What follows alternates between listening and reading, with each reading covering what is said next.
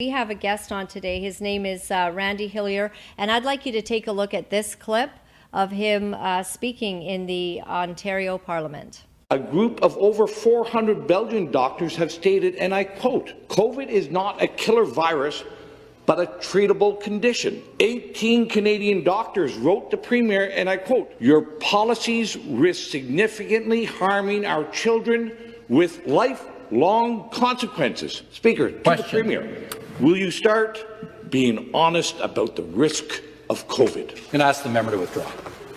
Government House Leader to reply. Thank you, Mr. Speaker. Respectfully, I disagree with just about everything the member.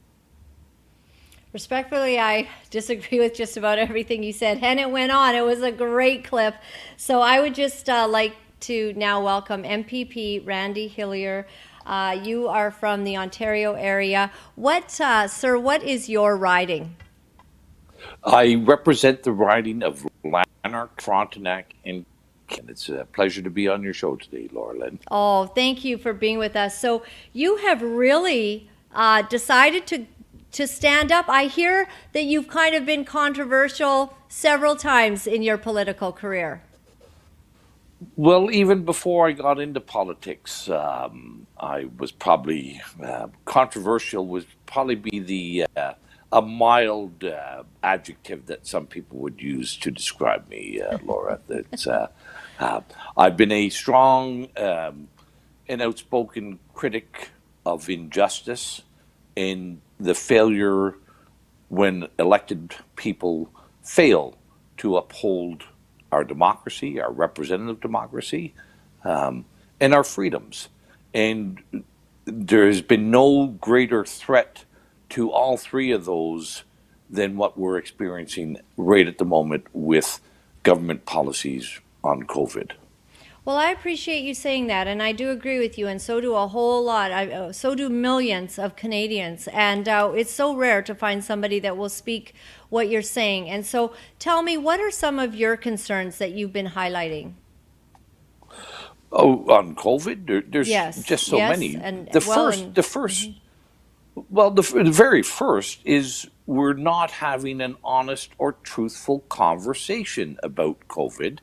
And even though we have significant evidence and data today, where governments are still acting as if the outrageous models and projections and predictions that predicted the apocalypse and catastrophic outcomes, governments are still working on those predictions rather than the facts and the evidence that we have today. We know what the facts are. There's been a total of 9,200 people who have died with COVID in this country this year. We know that a total of 12,000 people have been hospitalized with COVID this year. And those numbers are not dissimilar to what we experience every year with respiratory viruses. The Statistics Canada website shows that on a typical year, we can expect to see 13,500 people hospitalized with respiratory virus ailments. We know that about 8,500 people each year in Canada will die from flu and respiratory related diseases. So thankfully, the predictions, the apocalyptic and catastrophic predictions, were wrong. And we need to start acting on that evidence. This idea that we should shutter our economy, shutter the education system, deny people needed access to medical attention, and to isolate people and diminish social interactions for what in large part is not dissimilar to a regular flu year is absurd. Yes, and on this weekend, a couple in Thunder Bay, this fellow is not permitted to get his radiation treatment for prostate cancer in Thunder Bay Hospital, where they have no hospitalizations to my knowledge or to their knowledge.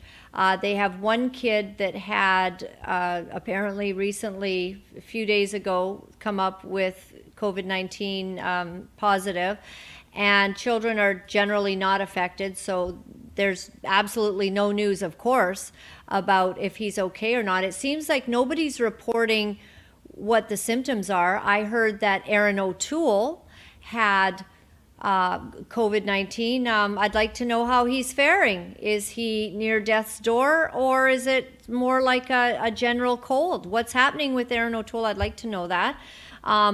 But basically, people are dying from not being able to get their cancer treatments, among other things, and suicides are up. And these are things that you are highlighting and very amply pointing out, that the results of these lockdowns is probably worse than, COVID-19 in and of itself. Well, it's not probable. It's factual. The consequences of our actions are having huge, profound impacts on society. And whether we want to take a look, we know here in Ontario, between March and June, 2 fewer people received organ transplants. Organ transplants are not an elective surgery. That's very much a needed procedure. We know 1,100 people were denied, and 1,100 fewer cardiac procedures between March and June. We know that there was 5.6 million fewer diagnostic tests done between March and June than what we do every year. And that's just the medical side that we know of. We also know the foreclosures, the bankruptcies, the financial hardship and despair. In this week's throne speech, Trudeau mentioned 8.5 million people on government to the CERB. Another 3.5 million people who are employed are having 75% of their wages subsidized by the taxpayer. And one of the most egregious things is teaching our children in school that they should be fearful of their classmates, that they should be fearful of people, and that those formative years when children need to learn how to be socially, to learn social interactions, are being so profoundly impacted. And for what? For what has amounted to, and thankfully, amounted to a similar to a regular flu season. And and I'll be charitable, and I think everybody is charitable in this regard, is that back in March and even into part of April, we were fed a lot of misinformation. There was a lot of uncertainty. There was a lot of unknowns. But since April, the end of April, the evidence has been absolutely clear, unequivocal, that the modelers and the predictions were off the charts wrong. Absolutely. Just yesterday on my Facebook, I put up, sort of what the CDC numbers are. And it's just so shocking that it's so low. The death rate is so low. We have flattened the curve. And you're right. Like in the beginning, everybody was so freaked out. We saw people falling over suddenly in Wuhan. We saw these Chinese videos of blood gushing from people's faces, which I've come to believe was largely orchestrated. I mean, we just don't know what's true anymore. But one thing we're trying to get a bearing on is the reality of the situation now from the CDC, from WHO. We've heard from the World Health Organization that, the lady did say that it was not, that asymptomatic people are not the cause and are not spreading the virus. Then when she got in trouble, that was kind of revoked. You can see that everyone's mad at everybody. And so the narrative is getting all confused because the fear, it's not just the fear of the virus, it's the fear that those have of saying anything that's going against mainstream media, which I think our prime minister, he's already ordered so many syringes for us to take the vaccine. And so that seems to be his agenda. Well, listen, we know, the Premier of Ontario stated in his press conference this week that we know at least 80% of the people who are testing positive, and even though we know that a large number of them, the Chief Medical Officer of Health here in Ontario has said at least 50% false positives. But in addition to that, the Premier stated that 80% of people have no symptoms. It's for those 80% of the people, it's an illness without any consequence, without any symptoms. So, we know that the severity of the virus has diminished with time, and that's not unlike most viruses. That's fairly common. Like these, and we know that the hospitalization rates are just so very low. These are yes, some people, if you're elderly and if you've got chronic illnesses and underlying illnesses, you're at risk. And we see here in Ontario, the average age in my riding of the 3 people who have died with COVID outside of long-term care, their average age was 86, and they had other illnesses. We ought to remember that our life expectancy is 82 in this country. Let's keep things in some sort of balance, some sort of perspective. And all of that is such good news. We should be celebrating that. Yeah, we should not be running for the hills and running for the cliff to jump off over a virus that is turning out to be pretty normal and pretty regular and seasonal, like every other year. I'd like to show another clip, and you spoke about the doctors and the doctors that are also feeling this pressure not to be honest and, dare they go against the narrative.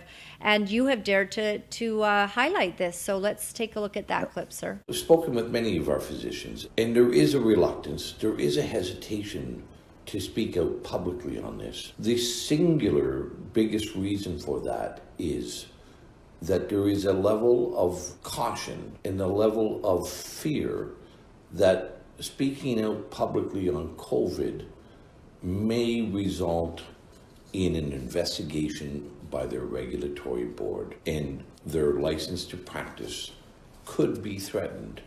That's a big and terrible price to ask people to pay, just to be truthful and honest. And so you're daring to actually come to the aid and, trying to help doctors to take courage and to speak the truth. And that's not easy right now. No, it isn't. And for people to keep this, and it's not just doctors, it's every profession. I even had a massage therapist contact me who was under investigation by the regulatory and licensing board for massage therapists because this individual had a dissenting view on COVID.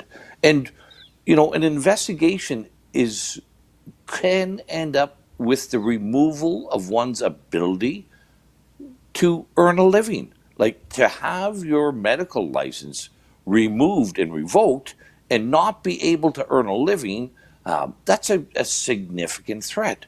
But, we've seen this throughout all our institutions in Canada, and I think to a large degree throughout the Western world, that these institutions that are created to for consumer protection, for professional regulatory bodies, those are supposed to be there in defense of democracy. In what we're seeing now during COVID is they're being used to the detriment of democracy. They're being used as appendages to promote the dogma and the narrative of the government for, knowing full well that there are advantages, financial advantages and otherwise, if you're in the government's good books than rather being in their bad books. And it's a real sorry state of affairs in Canada when we have doctors throughout this country who are hesitant and who have been cowed not to speak truthfully for their patients because of this coercive element. We cannot have a successful, prosperous, or just society if people are coerced into not telling the truth. So I'm working with those doctors. In that video and in the House, there's a group of over 400 Belgian doctors who have come out very critical of the lockdowns and the restrictions. A group of Australian doctors have done so as well. Of course, the American frontline doctors. And I know, and I've put them up on my social media pages, of doctors who are now willing to speak out. And we need to encourage ever more of them. And know that there's going to be a price. Dr. Lawrence Rosenberg, the Chief Medical Officer of Health in Montreal, recently said that the COVID is much like the seasonal flu and not much more dangerous.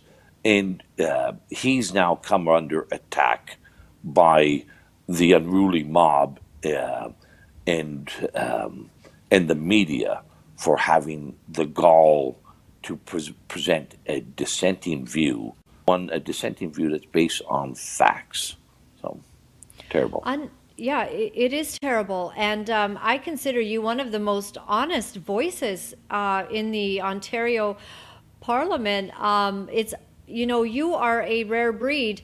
Why is the whole world seeming to be conspiring to keep the narrative towards lockdown, towards fear, towards complete economic disaster? Why are they doing this in the face of very good results from the CDC and very good outcomes, and doctors, real doctors, expert doctors, talking about the truth of even good protocols that will help people to recover very fast should they get the virus? Why are they doing this? Have you ever seen anything like this in your life? Well, I've seen on a much, much smaller scale. Never have we seen anything to the scale that we're seeing today. But it's not that difficult to, for me. My view is very simple. There are people, there are businesses that find great financial advantage under the current conditions, and there's great financial benefits accruing that, of course, they want to take advantage of and take that opportunity. So first off, with politicians, like for elected leaders, this is like the Garden of Eden for them. There is no accountability. They don't have to attend Parliament or their legislatures very frequently. They get all kinds of attention showered on them every day with their press conferences, and there's no accountability for what they do, and they're seeing their poll numbers rising, and that's why we see like Horgan and Higgs and others taking political advantage of this. There's Big Pharma is making good money on this. large businesses are making big money. Walmart, Costco's. Think of all the businesses that had a huge slice of their competition removed during COVID. So, these are very beneficial. Think of all the businesses that employ those 3.5 million people who are profitable, who are continuing on in business, and now the government is paying 75% of their payroll. Like, well, that's pretty nice. On an individual, when you look at this thing individually, you can see that there are significant advantages. Of course, with the media, there's big advantages as well. Nobody has to go out and look for a story today, Laura. You queue up on your telephone. You never even have to leave your house. You can sit on the couch, dial up your telephone into the Premier's news conference or the Prime Minister's news conference, and your story is right there every day. Plus, think of all the public servants, the white collar public servants in every province, in every municipality, and in the federal government, who are at home collecting their wages, building their pensions, not having to commute to go into work every day, not having any accountability for their actions, never having to deal with much. So, this is human nature is what it is. There are people benefiting from this. What they don't, unfortunately, see is all the harm and all the injury that is happening to those who are paying the bill. And it is, the levels of suicide, the levels of overdoses, they're up. The depression, the despair, the angst and anxiety is such a huge burden for so many people in society who aren't enjoying those benefits like Big Pharma and Joe Horgan or Doug Ford. So these are, it's a very distorted and corrupt environment that we have, and but it's all very explainable, and it's all it's just that we have never seen it to this degree in this scale, not in my lifetime, and I'm sure not in any lifetime. Yeah, absolutely. What is it like for you personally to be in the Parliament buildings there, to be standing up the way that you are, going against the grain? Is that a tough thing for you?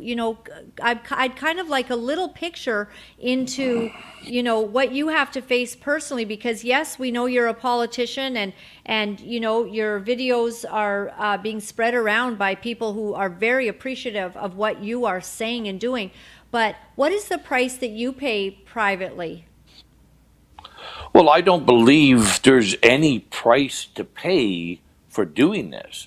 The price that we pay is for not doing something. That's the far, far bigger price. And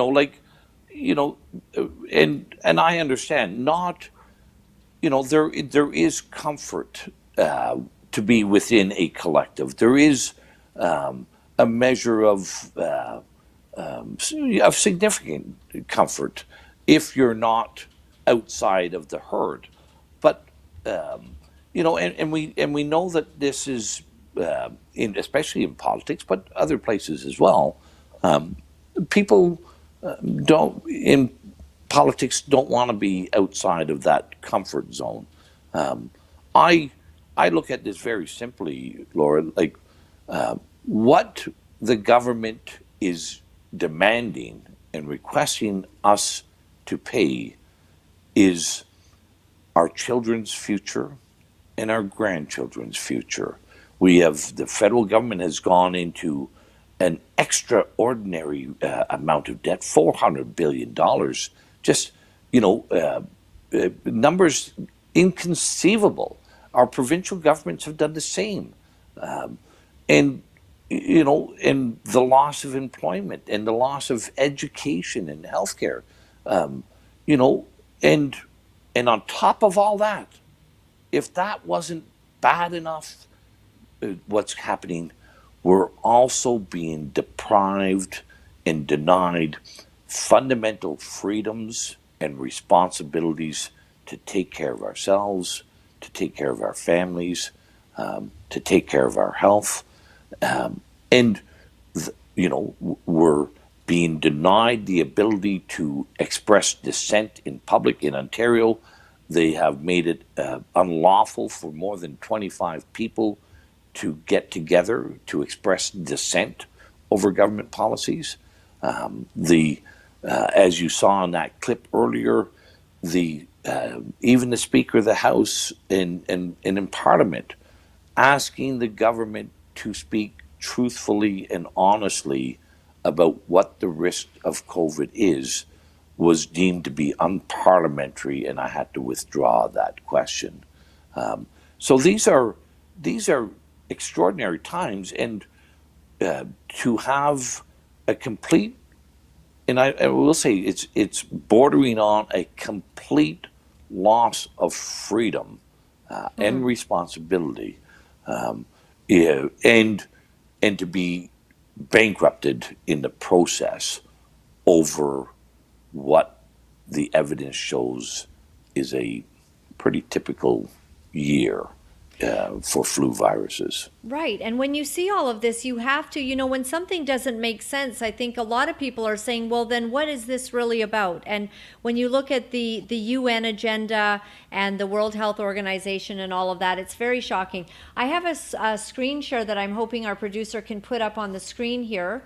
And basically it's with respect, this was, the CDC numbers that they put out, and basically 0 to 19 years. I mean, this is what you're talking about. You have a 0.0000, 3% fatality ratio. 20 to 49 years, a 0.0002%. 50 to 69 years, 0.005% fatality ratio, and 70 years plus, which of course we know that our senior citizens are the most vulnerable. They have a 0.54% fatality ratio. And, the fellow over on the side of this screen, one of the commenters, he said, add all the point zeros together and divide by 4, the resulting fatality averages out to 0.0148075, and that's with the seniors rolled in. Have you ever been struck by lightning? You would have similar odds to dying of COVID-19. And so this is what you're talking about. These are the hard facts that you are trying to express to people, and your freedom to speak it is even being stifled in our government. Sure. And for us out here, that just breeds more concern, more anxiety that our government is out to lunch and has no clue what's going on, or if they do, they're refusing to deal with it. And you're one of the only ones speaking, and that's why you are a hero to many at this time. Well, let's just go back to those numbers that you put up. Sure. So in Canada, what does those numbers actually mean? So in Canada, we have 8.5 million people under the age of 19 and under. We have had 1 death in that age group, right? 1 in 8.5 million. And we know this to be true, that this individual also had other significant illnesses, okay? Right. So, that's now, and I think your audience and everybody can appreciate this. People under 19 are far, that's an age group where people engage in riskier things, riskier activities, and we see much higher mortality rates in vehicle accidents, We see all kinds of much higher mortality rates. But for one person with pre-existing medical illnesses, we're saying none of those people can go to school.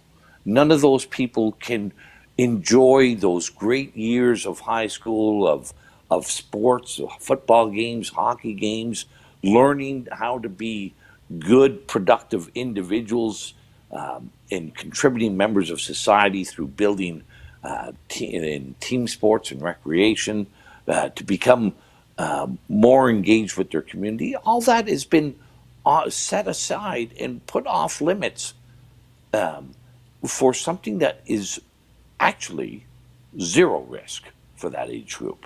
And I say Exactly. zero risk. So, far more people in that age group will die due to taking a vehicle on their drive to school or Exactly. anywhere than what they will do with COVID.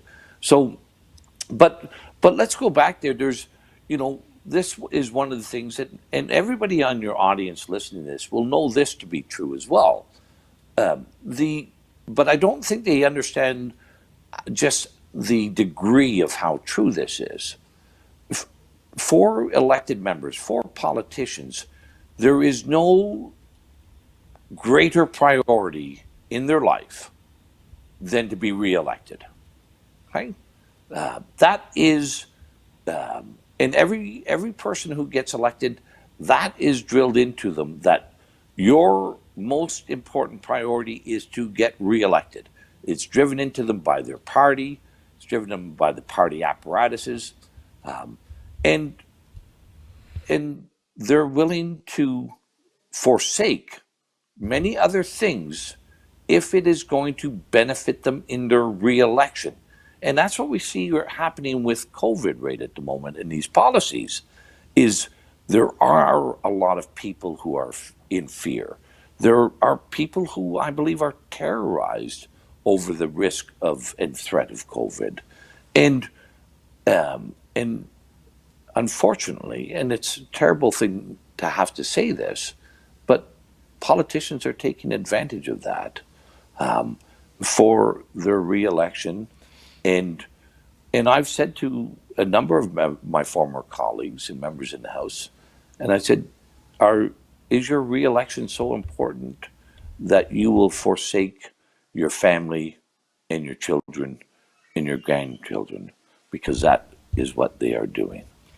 Wow. Well, I think that is why the country is finding you so intriguing, sir, because we're not stupid, and we know that you get elected and you want to stay elected because you have a salary, and we'd all like to Yep. be having that kind of. I mean, while the whole world shuts down in Canada and everyone loses their job, Parliament goes on a hiatus and still gets paid, Yep. and that's not what's happening for everyone else. So we know that politics is so compromised. I had an article that I read the other day that said everybody is either blackmailed or bribed in politics, and we feel like giving up. Well, I would say as much as our democracy has been less than ideal and less than perfect over the decades, it has now become completely dysfunctional and distorted from its purpose. And, you use the terms blackmail and bribed. I don't know if I would use those terms, but I will tell you that money has a much bigger influence in government and public policy than anybody will care to admit. It is indeed a huge motivator and driver for political parties, and to the detriment of individuals who our democracy was created and built for.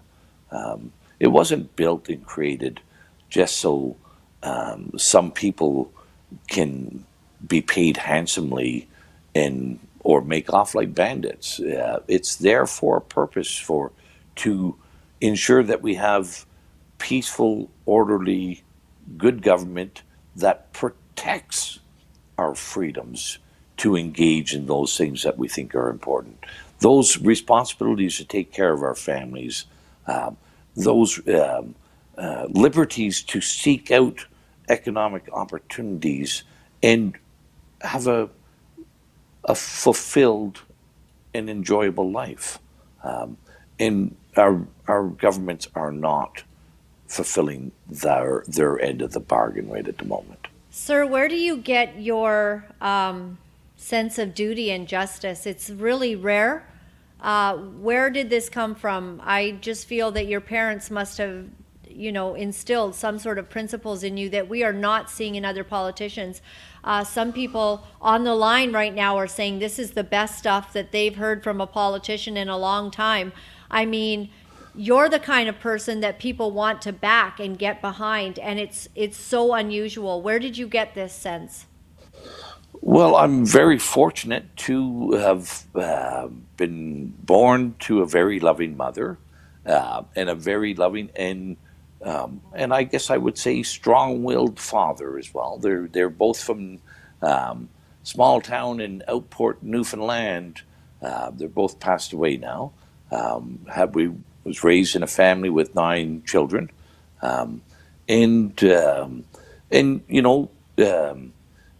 think it was John Diefenbaker said, we're not just a product of our parents, but we are a product of our ancestors. So I've been fortunate to be provided those skills or abilities or characteristics or whatever. And, and it causes me a great deal of concern when I see injustice. I was just raised in that sort of family that if you saw somebody being bullied, you had a duty and an obligation to stand up and take part and to prevent that injustice. Well, thank God for you. I'm sure that there's some people pretty upset with you for, raining on their parade in there. And I just, I hope that your constituents are going to reelect you. And I call out for everybody, we'd rather you were the prime minister than just, the MPP, but we'll take you as MPP. But would love to see you in a much, even higher position. And I hope that everybody votes for you again. If you run as an independent, that you are well blessed for your courage. You are courageous, and it is uncommon. And it's actually just a really beautiful thing. Well, thank you very much for those kind words. I'm very fortunate to have the support of many, many people, my family, my kids, my grandkids, and so many constituents. But when this became so evident to me back in late April and May, and the public opinion pollings were showing huge, 90-some% people believing the government narrative and forgetting that they had a duty to think critically themselves and to look at the details themselves. And I said to my wife and my family, I said, this must be my job to go against that public opinion, but it's a fight that has to be fought, and I have great confidence that the facts and the truth and honest discussion will win the day, and public opinion will turn to see that that people were not communicated honest and truthful messages by our governments through COVID. So I'm happy. I respect the outcome of democracy, whichever that outcome may be. Right. And I would like to highlight one doctor to you. I have it on a screen share. I hope that we can share it. But her name is Dr. Calvinder Cower. And I hope that she'll also be given a real, boost by somebody, because this woman, Dr. Calvinder Cower in Canada, has been talking about T-cell immunity for a while, and apparently some reporters get real testy when doctors talk about how good this is for us. And so she's a Canadian doctor. She's been talking about different things, a real doctor highlighting hydroxychloroquine where others don't. And now she's been talking about T-cell immunity. You can see in the United States of America that they are covering it, and everybody gets upset. So what I think that what you're doing basically is you are giving a voice to all of the freedom fighters, to all of the people who love justice just like yourself, to the doctors who dare to speak out, who face losing their, possibly their career. And I have spoken to them. There are some doctors who will not come on and talk right now because it's just not a good time for them to talk about this. And then there are others that are actually like yourself, taking everything into their hands and saying, we're going to fight and justice is more important. I love what you have to say. And so I wanted to highlight that for you. I'm trying to get Dr. Calvinder Cower to come on the show, but I She think is that a wonder. Yes, you know She her. is a wonderful. I do know Calvinder, and she Yeah. is a marvelous, courageous doctor, and exceptionally smart, and Yes. and well versed, and with a background in immunology and virology. What she's talking about has been covered by the mainstream media in Australia and different places, but the Canadian media has just rejected her completely, as they've rejected everybody who has a dissenting view on COVID. But Calvinder, and there's others Dr. Shabazz, the former Ontario chief medical officer of health before the current one, has come out and said, this is a complete overreaction. But, we have this, it's like we have this forest of media stories on COVID, and it's just overwhelming and it's insurmountable. And it's just the multiplicity of COVID stories. And nobody can see that there are single trees out there who are standing tall, who are speaking truthfully, like Calvinder, like Shabazz, like Dr. Matt Strauss, another wonderful, wonderful Ontario doctor speaking truthfully on this. And I know more are coming out, more will speak out. We need to have faith and confidence that our fellow men and women will do the right things.